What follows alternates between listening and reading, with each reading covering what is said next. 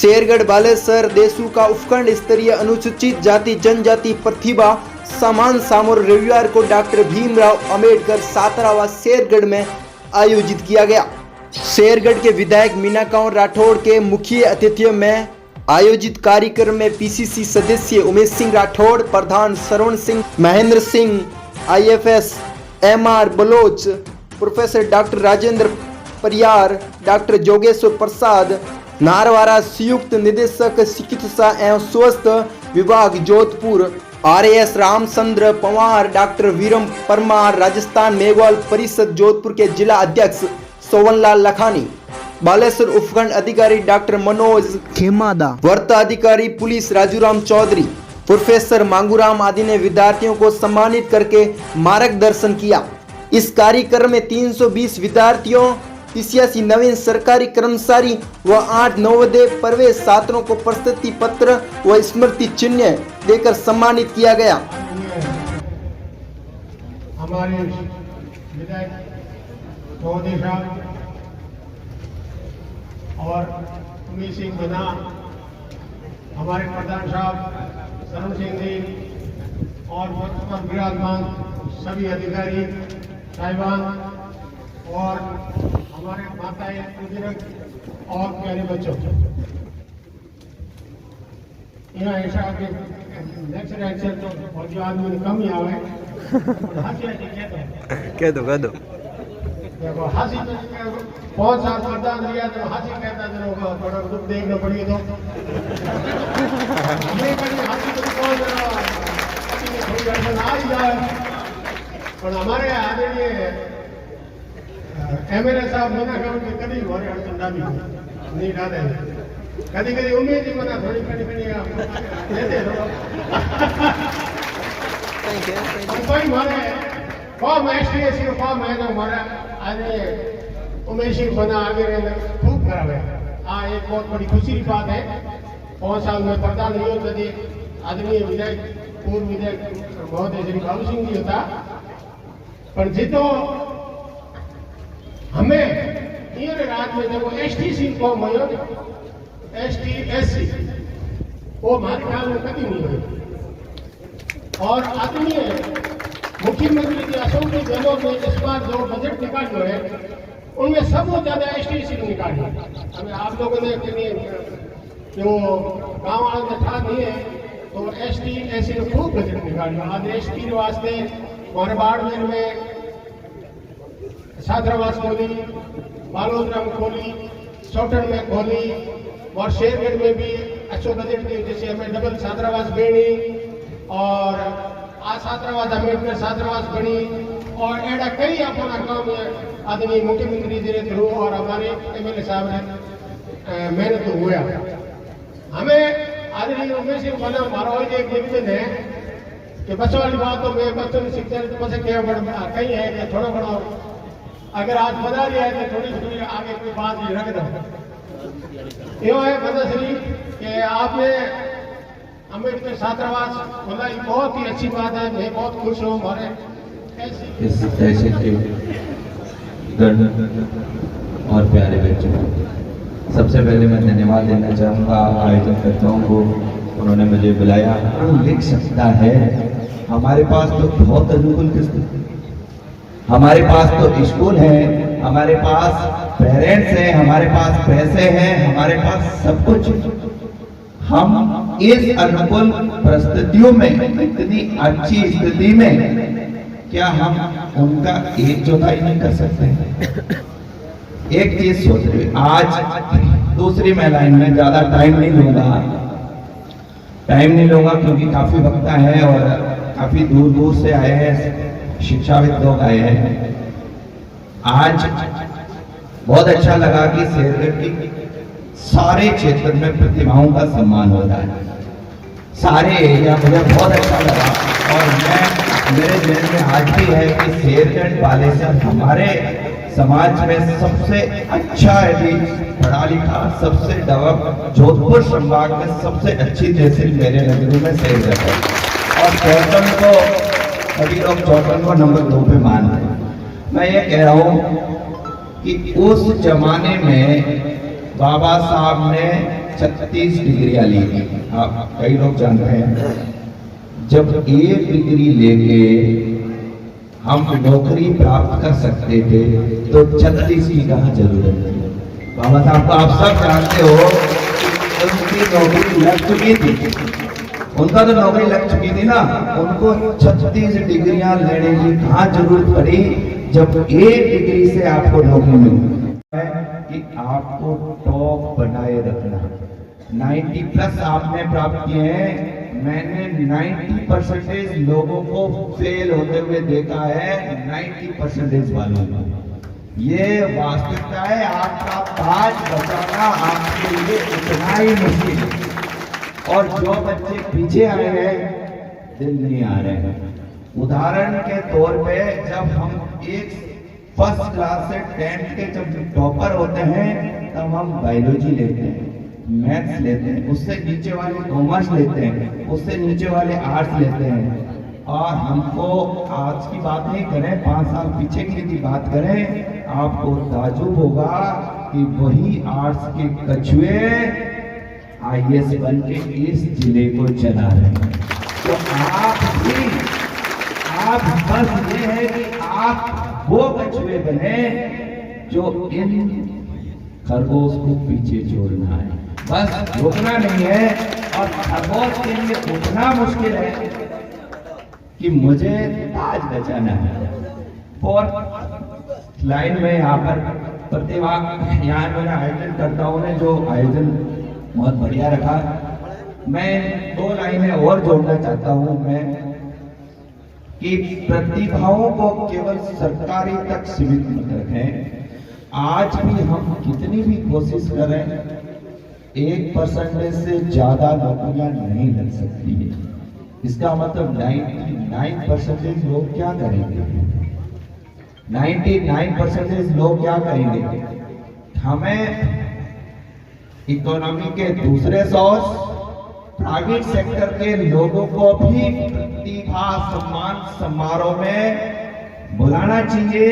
Private sector से अच्छे काम लोगों को प्रतिभा मान के उन्हें हमें सम्मान देना चाहिए, क्योंकि समाज की आज ये स्थिति है कि चपरासी को टावर दे देते हैं, लेकिन शास्त्री सर्किल पे दुकान चलाने वाले के बच्ची नहीं मिलती है। ये आज हमारी समाज की स्थिति, हमने उनको माना ही नहीं, पहले प्रतिभा को माना ही नहीं। तो प्राइवेट सेक्टर्स को भी बढ़ावा देना चाहिए, तभी बच्चों में प्राइवेट सेक्टर के प्रति, बिजनेस के प्रति, दूसरों के प्रति है ना अपना मैं मेरा ही कहूँ, मुझे धकेला गया कि मुझे सरकारी नौकरी करनी है। मेरा खुद का मन गवर्नमेंट आफ्टर MBBS MD करने के बाद मेरा मन सरकारी नौकरी करने का नहीं था, लेकिन मुझे धक्का इसलिए दिया कि आपकी वैल्यू सरकारी है, आपकी वैल्यू सरकारी है। मुझे क्योंकि आज भी ये माइक मुझे इसलिए मिला है क्योंकि मैं सरकारी हूँ। शायद किसी प्राइवेट हॉस्पिटल में होता तो आप मुझे बुलाते ही नहीं। तो मैं आयोजन करता हूँ ये चीज है कि हमारा टैलेंट गवर्नमेंट सेक्टर तक ना सीमित किया जाए।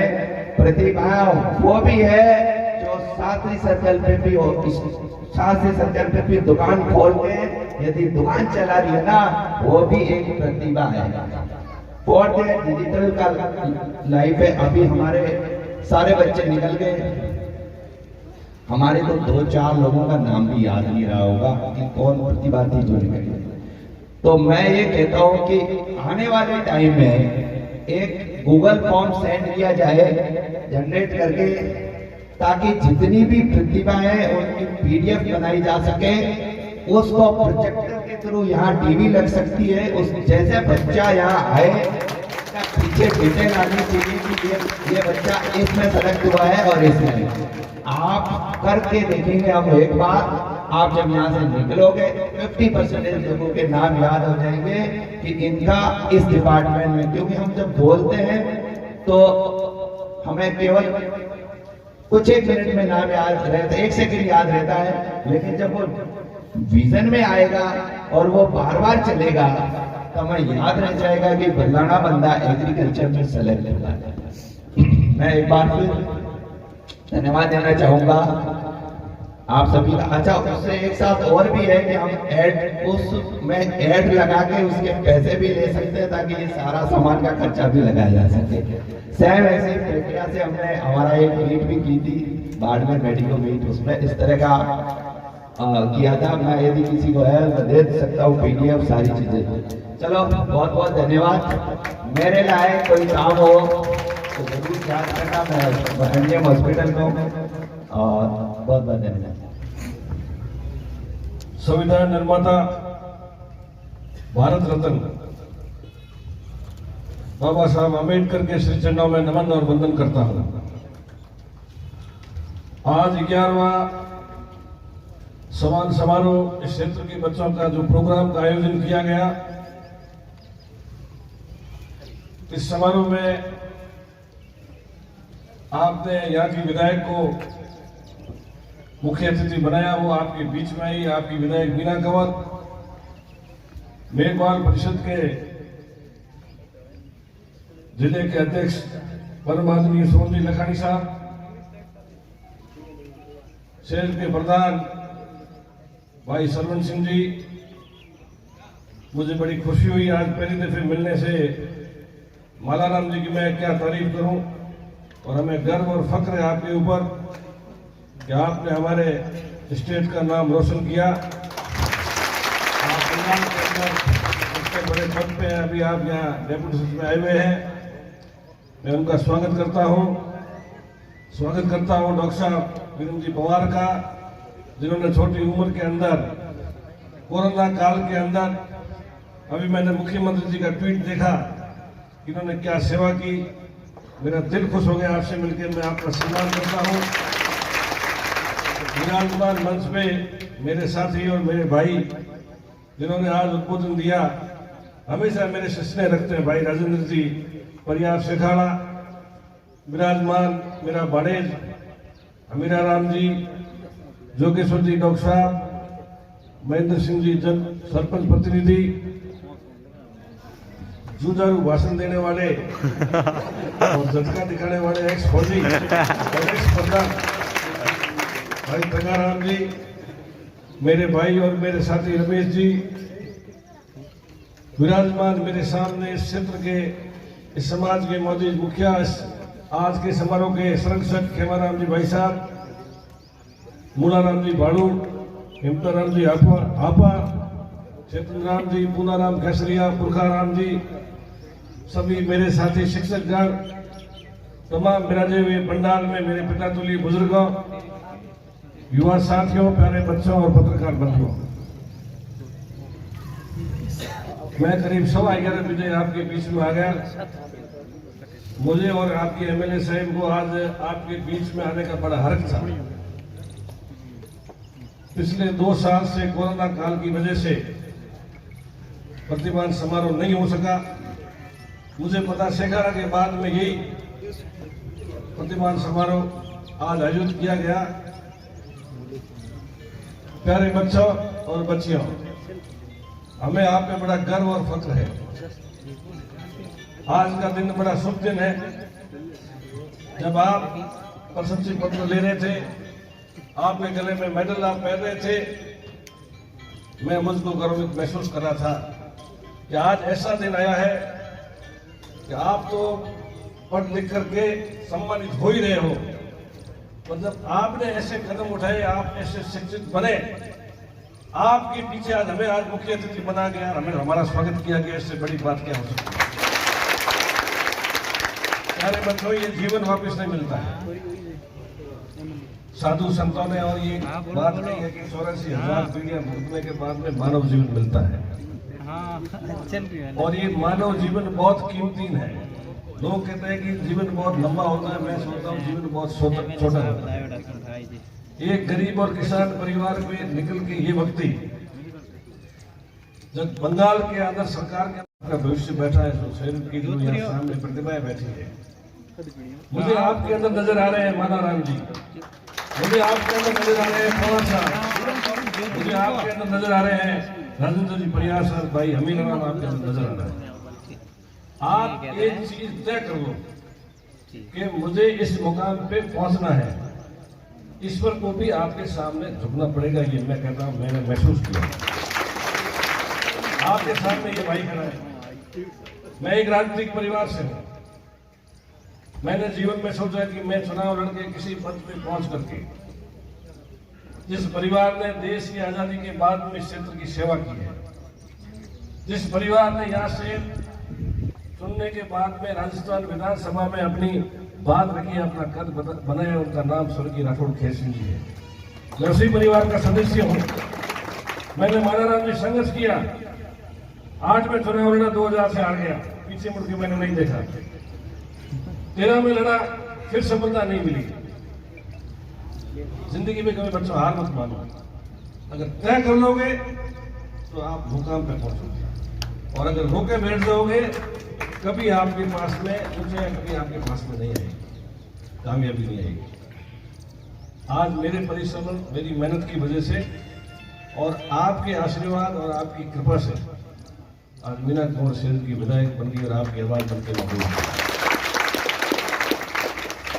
मुझे मानाराम जी दुख हुआ एक चीज का, ये मेरे बुजुर्ग साथी बैठे हैं, मैं भी 50 साल का हो गया।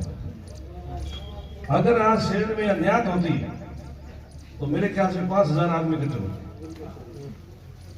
चुनिंदे लोग आए जो हर फंक्शन के वही चले बैठे। क्या समाज को आप सुधारोगे? क्या इस समाज के बारे में आप विचार करते हो?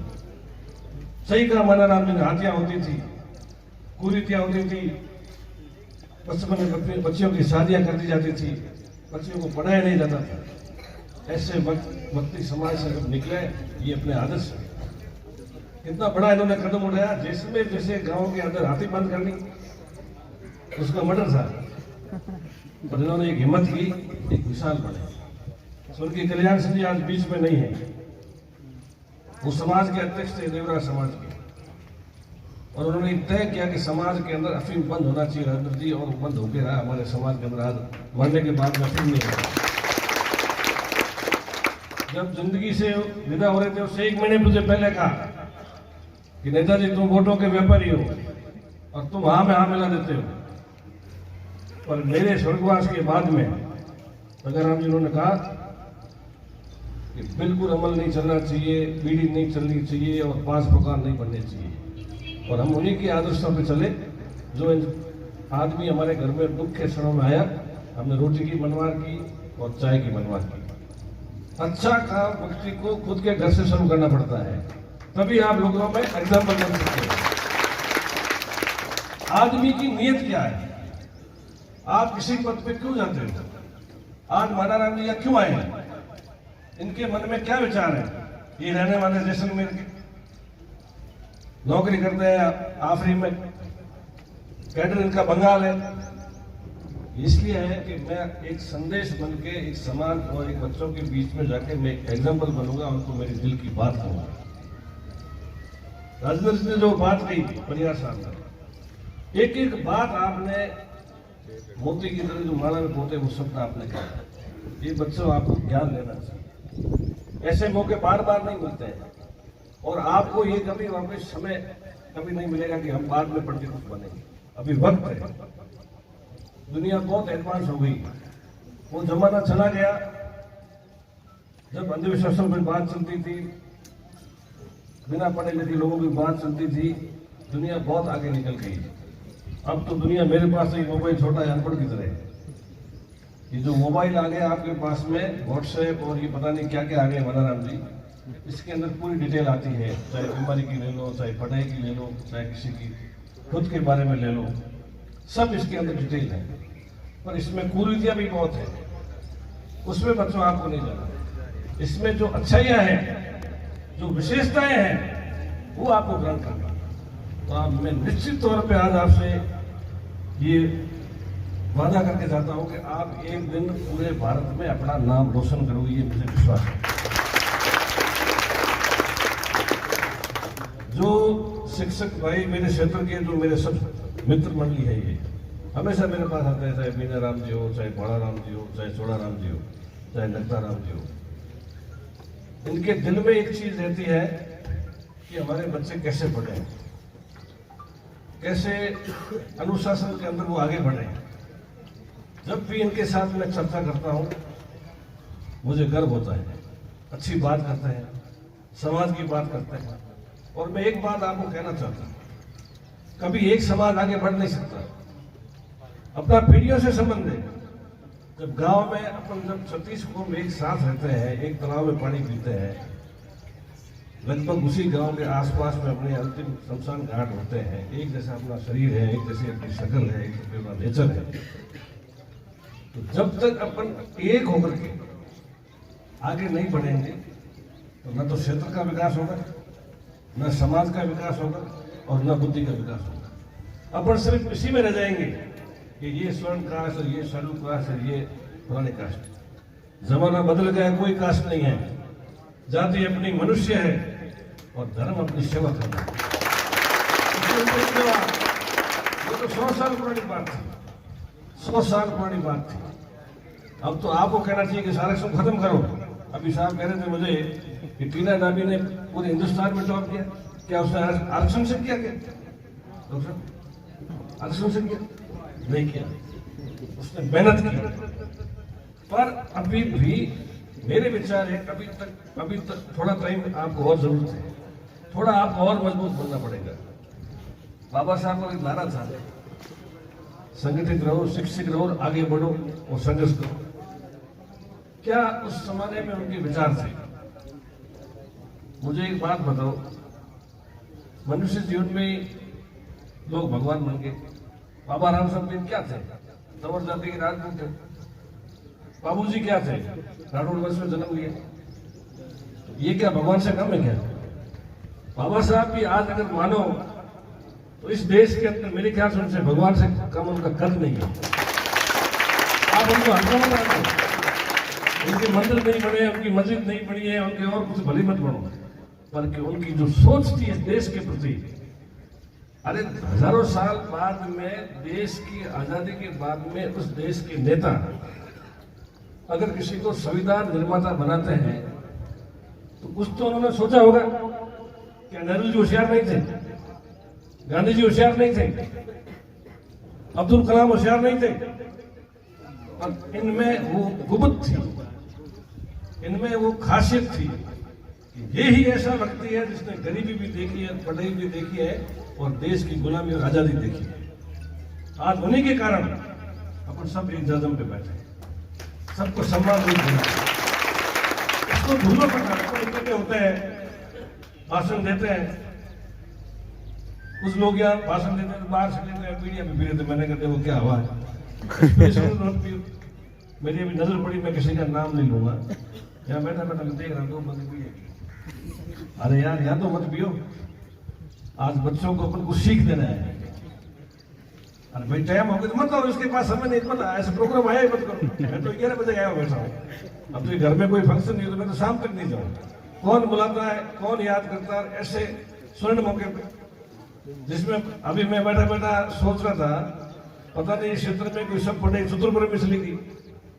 मेरे ख्याल से चतुर्पुरे की बच्ची और बच्चों ने कुछ 100 जनों ने नाम लिए, ईमानदारी से कहूँगा 100 जनों नाम में नाम आया चतुर्पुरे का। ये लड़की भी चतुर्पुरे की, ये लड़का भी चतुर्पुरे का, तो कुछ न कुछ उसमें कंपटीशन है। मैं एक आपको कहता हूँ, मीणाओं का गांव है बामणवास, उसमें एक मीणा व्यक्ति कोई IAS बन गया और फिर उसमें वोट लगी। आज मेरे ख्याल से भाई साहब वहां 40-50 IAS और IPS होंगे,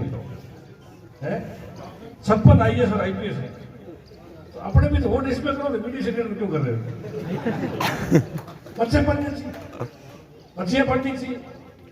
आपके आशीर्वाद से जब आपकी बहू कहूँ, आपकी बेटी कहूँ, आपकी बहन कहूँ, जब मीना कंवर विधानसभा में गई, मैंने कहा भाई साहब ये मेरी 15 साल की पूजा बड़े तो मेरी मेहनत से बड़े भाग आपका है। ऐसा कोई कदम नहीं उठाना है कि किसी समाज के व्यक्ति को ठेस पहुंचे। जिस जनप्रतिनिधि को आप यहाँ से चुन के भेजते हो, जहाँ 200 लोग जाते हैं और 5 साल का राजस्थान का भविष्य तय करते हैं, और वो व्यक्ति वहां जाके, वो नेता वहां जाकर के जो देश की आजादी के टाइम आपको आरक्षण मिला और वहां जाके उसकी खिलाफत करता है कि इस आरक्षण को खत्म करो, वो वक्त ही अच्छा है या वो वक्त कहता है कि इनको और मौका मिलना चाहिए, इनको आगे मदद मिलनी चाहिए, वो वक्त ये अच्छा है ना आपको करना है? हमें किसने पावर दिया कि हम किसी आरक्षण को खत्म कर दें, हम किसी को आगे बढ़ा दें? ये कभी मुक्तासिनी नहीं करनी चाहिए। काम ऐसे करने चाहिए जो धरातल पर दिखते हैं। ये मैंने तकाराम जी भाई साहब अभी आपके मुंह से कह रहे थे कि मेरे और पूरे विधायक जी की बनती नहीं थी। अरे यार, तो आपकी किसी से नहीं बनती थी, आपसे नहीं बनती थी, मुख्यमंत्री से नहीं बनती थी, मुख्यमंत्री की मोदी से नहीं बनती थी, और मोदी के घरवाली से नहीं बनती थी। आपके इस भाई की सबसे बनती है, सबसे ज्यादा जिससे बनती है, सोच लेना साथ रहता। आप देख लो, कभी आपकी भाभी अकेली है, मुझे को सोई जगह साथ रहता हूँ। अशोक जी ने भी कहा कि वाह भाई वाह, सुबह अल्लाह, जोड़ी बड़ी जोरदार है।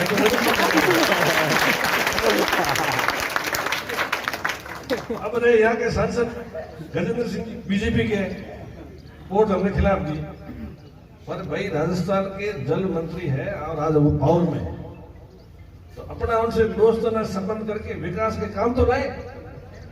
अपन क्यों झगड़ा करें उनसे, क्यों झगड़ा करें उनसे? जब आदमी सत्ता पक्ष पे शीर्ष पद पे मानाराम जी पहुंचता है, आज गहलोत साहब से मेरे खुद के मधुर संबंध है, एक बाप और बेटे की जैसे। आपको मैं कभी साथ नहीं ले गया कि साहब अशोक जी के पास चलो, मेरी उनसे बनती नहीं है, मुझे टिकट नहीं मिल रहा है, आप भली में। मैंने कहा आप तो वोट सेवते रहना, बाकी कुछ मत करो। और उसमें कभी आपने कमी नहीं देखा, हारा जीता मेरे कर्म से। आपके समाज ने कभी मेरा साथ नहीं छोड़ा, और मैं ईमानदारी से कहता हूं मंच के माध्यम से कि जब तक आपका उम्मीद जिंदा है, कोई आपके सामने नहीं देखा, मैं ईश्वर की कसम खाई करता हूं। आप मेरा परिवार हो, पीढ़ियों से मेरे साथ रहे हो। मैं कहता हूं बड़ाराम जी को, नक्ताराम जी को, कि जो भी मेरे क्षेत्र का दलित परिवार का या किसी परिवार का व्यक्ति कहीं बार पुष्टड है, इस घर का दरवाजा खुला है। मेरे ख्याल से 3.5 साल में मैंने सैकड़ों पोस्टिंग करा दी। जो बच्चे मेरे पास आए, कभी खाली दीवार गई नहीं। आया कोई डिजाइन, अभी मैंने 4 बच्चों को उतरा हुआ, नहीं हुआ बेटा कि नहीं हुआ, मैं कल परसों जा रहा हूँ जयपुर, तो सब यहाँ आने चाहिए। तो आप हमारा साथ देते हो। जब हम सरकार में आ गए, हम आपको कैसे भूलें? ये देखो आप यहाँ बैठे हुए, तो माननीय गहलोत साहब का दिया हुआ 70 साल में किसी के दिमाग में नहीं आया। कई राज आए, कई राज गए। ये छात्रावास माननीय गहलोत साहब की मेहरबानी से और आपके आशीर्वाद से मैं लाया हूं। जब इसका शुभारंभ हुआ तो पवार साहब मेरे से मांग की, बच्चों की पढ़ाई के लिए हमें लाइब्रेरी के पैसे चाहिए 5 लाख रुपए। मैंने कहा ये लो 5 लाख रुपए आज आया हूं। मुझे पता है बच्चे जब यहाँ अंदर रहते हैं तो मेरे ख्याल के इनके कोई खेल कूद का यहाँ मैदान नहीं है, उसके भी आज घोषणा करता हूँ सरपंच साहब, अपने को 7 साढ़े 7 लाख रुपए बढ़िया मैदान बना दो। ये जो बच्चे चाहते हैं, यहाँ का कौन इंचार्ज है, उसके अपन 7-8 लाख रुपए दे दो। इसका बिल्कुल 4 चांद लगना चाहिए, अपने सरकार में महसूस होना चाहिए कि सरकार में कुछ काम हुआ है, सरकार इनके लिए संवेदनशील है। ये मैंने तकाराम, आज से 13 में एमएलए नहीं था, राज कांग्रेस का था। पूरे संभाग के अंदर माडा योजना से एक शिक्षिका और बालिका हॉस्टल ऐसी भील समाज का मेला है। अब आपकी पुत्रियां वहां विराजमान है, आप मेरे ख्याल से 100 बच्चे हैं। तो मैं खुद अशोक गहलोत साहब से हाथ जोड़ करके सरकार नीति मेला है।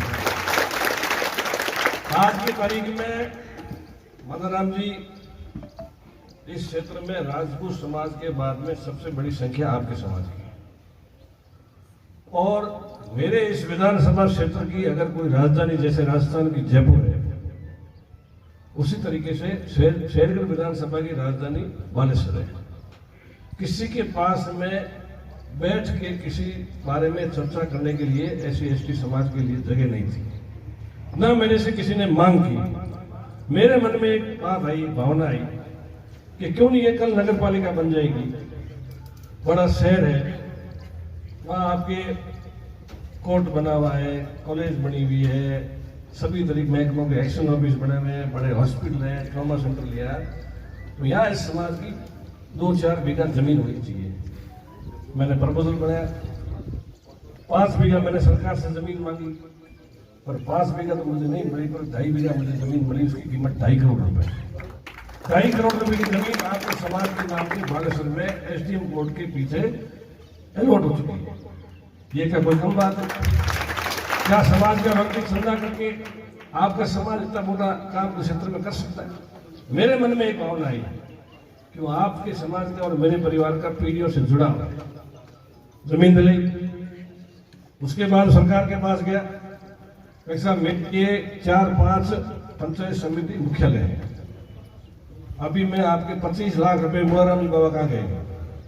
25 लाख रुपए राजस्थान सरकार ने आपके यहाँ एक बहुत बड़ा हॉल बनाने के लिए आपके स्वीकृत कर दिए। कागज आपके आगे, वो भी जल्दी से जल्दी 25 लाख में बन जाए सरकार की तरफ से।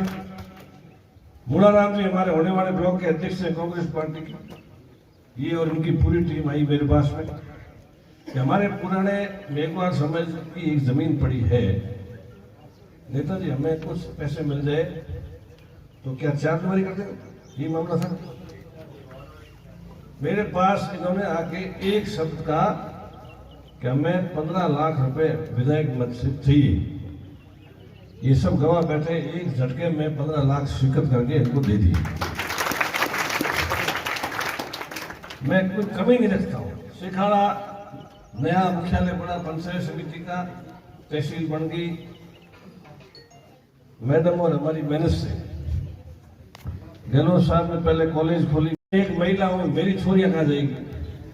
थेमोंग तो मैडम ने साहब को जाके कहा मैं महिला विधायक हूँ और मेहरबानी करके मेरे छोरियों की कॉलेज बन, तो आपके गांव में लड़कियों की कॉलेज शुरू होगी, महिला कॉलेज।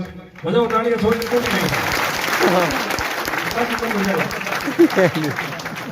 महिला कॉलेज की स्थापना हो गई। सेकंड, आदमी किसी भी अपने जीवन में रास्ता चुनता है, उस रास्ते पे ईमानदारी से उसको चलना चाहिए, फल भगवान देता है। मैंने मेरी जिंदगी में ये तय किया, ये ईश्वर हम दोनों को ऐसी सद्बुद्धि दे कि हम इस पढ़ने के बेटा और बहू बन के जिंदगी पर जिंदा रहे, चाहे हारे चाहे जीते, हम सेवा करते रहे। ये हमारी बात है। कोई व्यक्ति 3.5 साल के अंदर मुझे कह दे कि उमेश सिंह ने और मीना कौर ने हमारे इस जगह कोई बिगाड़ किया है, तो आपका ओढ़ मेरे सर पर है। मेरे पास आता है, घर का दरवाजा खुला रहता है, मैं ऑफिस में दरवाजा खोल के बैठता हूँ और आपकी बीवी सवेरे भगवान का दरवाजा खोल के पूजा करती 4 घंटा। मैं हमें कहीं सही चाहिए, मैं पूछ हमें कहीं सही चाहिए। 10 करोड़ बजट एक झंडी वाली गाड़ी फ्लेवर में वहाँ अशोक जी हमको बोले ढके नहीं, काटना नहीं पड़ा।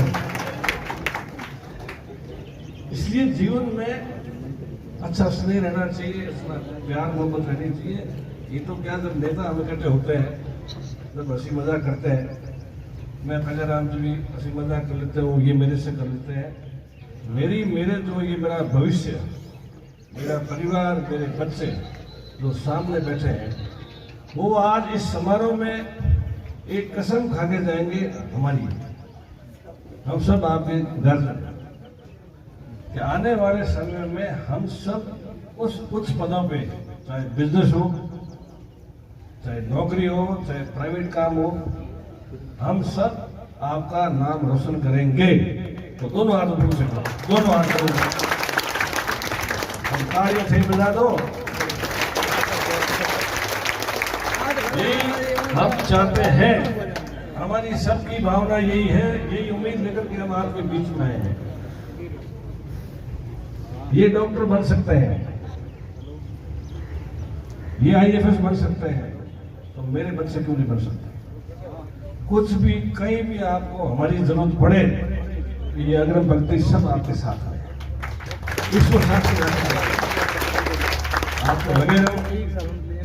मैं ज्यादा समय नहीं लेकर के आयोजन कमेटी को कहना चाहता हूँ कि आपने जब से ये तय किया, आपके दिल में क्या विचार है? भाई साहब के बाद बैठे हैं, ये एक बहुत बड़ा काम है, इनको अभी गाइडेंस की जरूरत है। जैसे अपन ऐसे समारोह रखते हैं, प्रतिमान समारोह, उसमें एक दूसरे में होड़ होती है कि मैं आगे बढ़ूंगा, मैं आगे बढ़ूंगा। बहुत अच्छा आपने काम किया, ये मैं मुझे बहुत खुशी है। और आज हम दोनों इतने आपके बीच में आगे परमात्मा की कसम खुश हैं कि आपका समाज दिन को दिन आगे बढ़ रहा है और भगवान करेगा बढ़ेगा।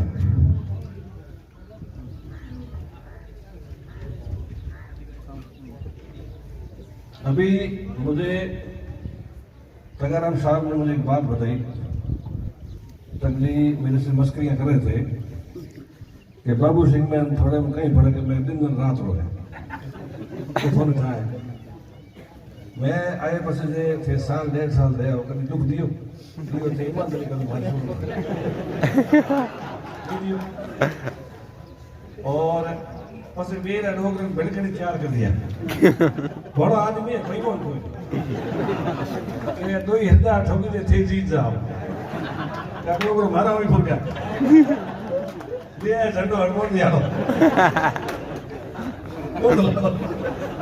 मैं क्या बाबा ठीक नहीं करो क्या क्या मैंने कहा सर हम तो ठीक करेंगे मुझे मारा फायदा कर लियो मन था लोग मजबूत आदमी है मनोवाद के हो।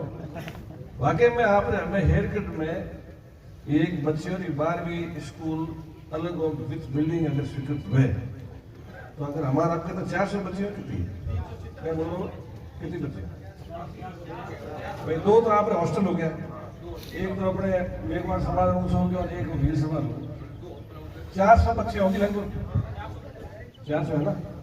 अपने को इस बार एक ही मांग रखनी है, अभी मानसून सत्र शुरू हो रहा है, अभी मानसून सत्र शुरू हो रहा है और मुझे आपने कहा कि शायद के बाबा आपके बिल्डिंग स्कूल स्वीकृत हो रखी है। मेरे पास तो कोई लेटर है नहीं क्योंकि मैं झूठी बात नहीं करता हूँ, पर हम मानसून सत्र में दोनों प्रयास करेंगे कि माननीय मुख्यमंत्री को कहेंगे साहब किसी भी सूरत में हमें एक बच्चियों की फर्स्ट क्लास से 12वीं तक अलग एक हमें विद बिल्डिंग शहर के अंदर हमारे स्कूल स्वीकृत करें और 15 आदमी करें उसके सब्जेक्ट भी तीनों होने चाहिए। Arts, commerce, science.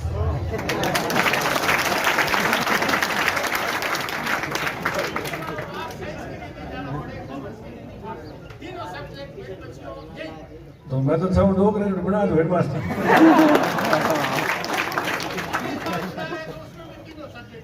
बिल्कुल करेंगे।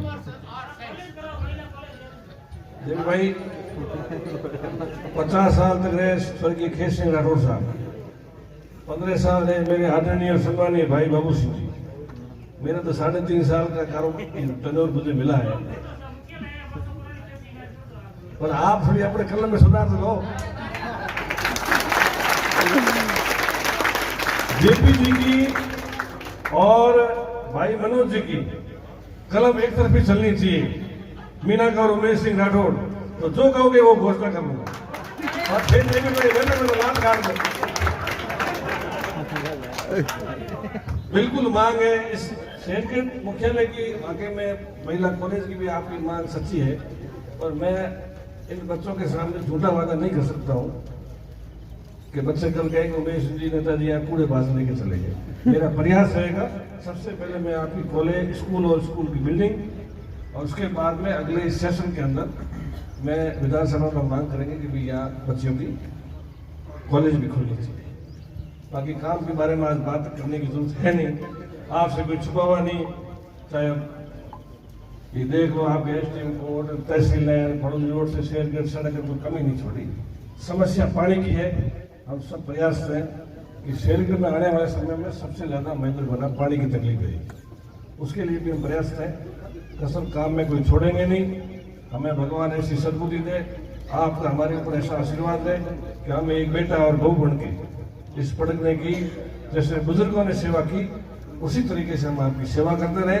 और बाबा साहब से ये प्रार्थना करता हूँ कि आपका और हमारा संबंध चाहे चुनाव लड़े चाहे न लड़े, जिंदगी भर जिए जब तक जिस तरीके से पीढ़ियों से संबंध रहा वही आपका हमारा संबंध रहना चाहिए, यही मैं भगवान से प्रार्थना करता हूँ। आज तक मेरे मोबाइल बनाए फोन भी आए, शोर जी भी अभी मुझे नक्शा बता रहे थे, एक बार परिषद मेरे क्या लड़कियों का छात्रावास बना रहे हो कितने करोड़ का है, अरे बाप 15 करोड़ कटो गाँव में 15 करोड़ रुपयों मेघवाड़ समाज में जोधपुर में हॉस्टल बन गयो। तालियां बजाओ भाई को हर कर दियो।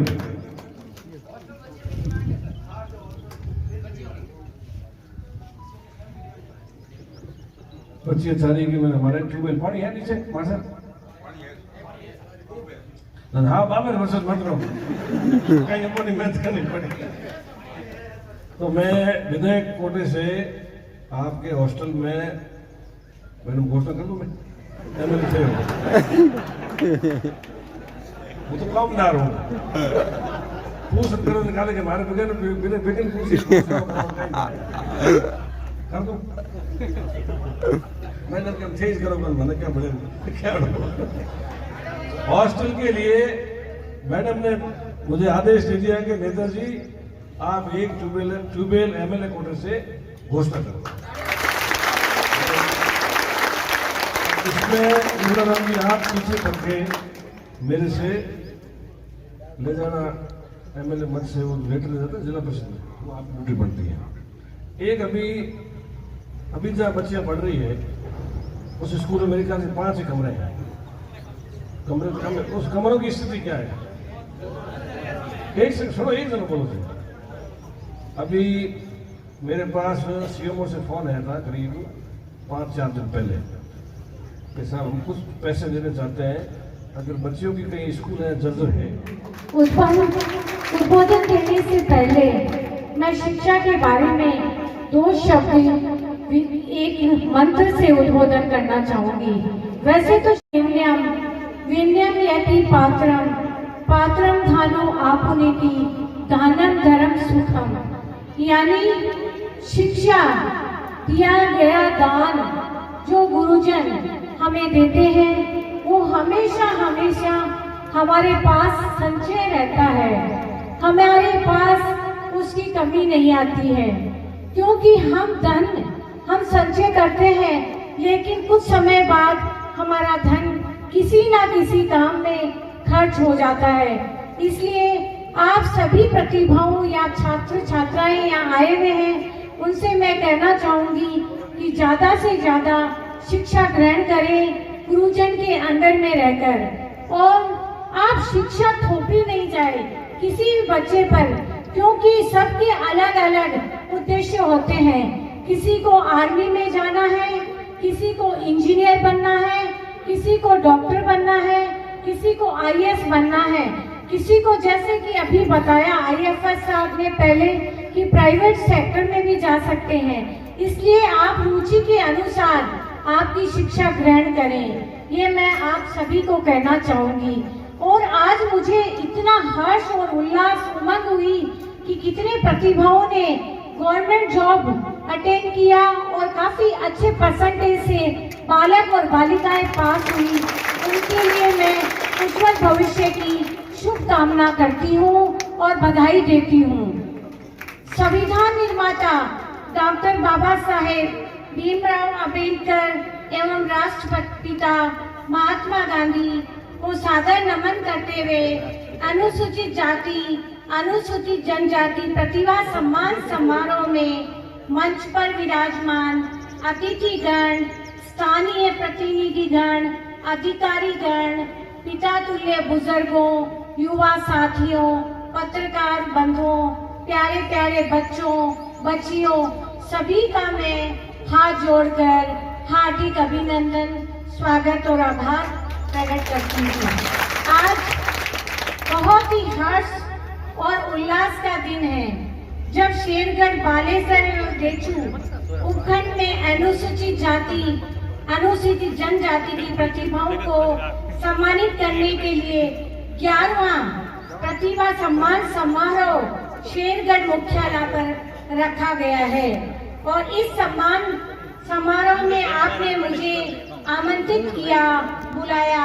आप सब लोगों का मुझे दर्शन लाभ का अवसर प्राप्त हुआ। इसके लिए आप सभी आयोजन समिति का मैं बहुत बहुत आभार प्रकट करती हुई धन्यवाद ज्ञापित करती हूँ। देश के विकास एवं मजबूती के लिए समस्त नागरिकों का शैक्षणिक, सामाजिक आर्थिक दृष्टि से संपन्न और मजबूत होना बहुत ही आवश्यक है। जो देश की आजादी के समय आप लोग सभी तरह से कमजोर एवं राष्ट्र की मुख्य धारा से दूर थे। ये बात राष्ट्रपिता महात्मा गांधी, नेहरू जी, सरदार पटेल ने समझी तथा देश में शासन और विकास को संविधान बनाने का कार्य जाने माने विद्वान शक्तिशाली डॉक्टर भीमराव अंबेडकर जी को सौंपा गया। अंबेडकर जी ने कई देशों का संविधान पढ़े और अच्छाइयों को शामिल किया और सबसे बड़ा समावेशी संविधान बनाकर भारत देश को समर्पित किया। इस संविधान के आधार पर देश हमारा बहुत अच्छे से चल रहा है। इस हेतु भारत और भारत की पीढ़ियां युगों युगों तक बाबा साहेब की ऋणी रहेगी। इस संविधान द्वारा हमारा शैक्षणिक, सामाजिक, राजनीतिक, आर्थिक उन्नति के अवसर देने के लिए आरक्षण का प्रावधान भी किया गया।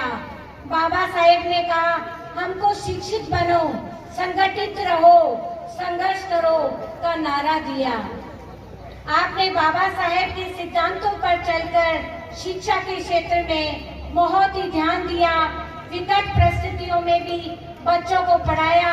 आज हमारे सामने आपके समाज की यही प्रतिभाएं हमारे सामने उभर कर आई, जिसका आज हम सम्मान कर रहे हैं। पढ़ाई में, राजकीय सेवाओं में, खेल कूद में अच्छा नाम कमाया। किसी ने प्रतियोगी परीक्षाओं में क्वालिफाई किया, किसी ने राजनीतिक क्षेत्र में सफलता प्राप्त की। हमारी सरकार ने आपको हर स्तर पर सहयोग, संबल, संरक्षण प्रदान किया। हमारे द्वारा हर संभव, हर स्तर पर पीढ़ियों से आपका सहयोग, संबल और संरक्षण दिया गया। आपने हमेशा हमें सहयोग एवं समर्थन दिया। हम दोनों एक दूसरे के पूरक हैं। आपका और हमारा साथ हमेशा बना रहेगा। हमारी सरकार के समय आप लोगों के पास बहुत से कार्य भी करवाए, जिसके बारे में आपके लाडले आप सभी को विस्तार से बताएंगे। आप लोगों से मेरा एक निवेदन है कि ज्यादा से ज्यादा बालिका शिक्षा पर ध्यान दें, उन्हें पढ़ाएं, नशे प्रवृत्ति से दूर रखें, कुरीतियां और अंधविश्वासों को छोड़कर जिम्मेदार नागरिक बनाने की प्रेरणा दें और अच्छा इंसान बने। आप सभी इतनी तादाद में पधारे और आप सभी आयोजित समिति ने मुझे आमंत्रित किया, मेरा मान और सम्मान किया, इसके लिए मैं आभार प्रकट करती हूँ, धन्यवाद देती हूँ। और यहाँ पर जब जो भी अधिकारी गण पधारे उनका मैं पुनः धन्यवाद देकर आभार और स्वागत प्रकट करना चाहूंगी। जय हिंद, जय भीम।